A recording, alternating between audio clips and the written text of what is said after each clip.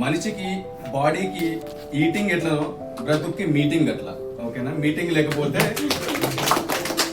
పైసలు పెట్టి సినిమా చూస్తేనేమో ముందు వెళ్తాము, పైసలు వచ్చే సినిమా చూపిస్తామంటేనేమో లేట్గా వస్తాము. కానీ ఇన్ టైంలో మీటింగ్ రావడం అంటే మన జీవితాన్ని మనం మార్చుకుంటున్నట్టు. లేట్గా మీటింగ్కి వస్తే మన జీవితాన్ని మనం మార్చుకుంటున్నట్టు. మార్చుకుంటారా అనేది మన చేతిలో ఉంటుంది. మీరు ఎదగాలనుకుంటున్నప్పుడు మీరు సిస్టమ్ని ఫాలో అవ్వండి. నేను ఈరోజు మీటింగ్ ఉందంటే నేను నా కోసం వస్తున్నాను. తాగితే మనిషికి మందు తాగితే మనిషికి ఎట్లా మత్తెక్కుతుందో, నువ్వు బిజినెస్ అనే మత్తెక్కకపోతే జీవితంలో గెలవలేవు. ఇది ఓకేనా? Thank you.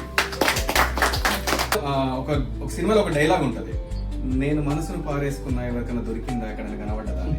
సినిమా పేరు గుర్తుకులేదు నాకైతే. అయితే చాలా మంది జీవితాన్ని పారేసుకొని వెతుక్కోవట్లా.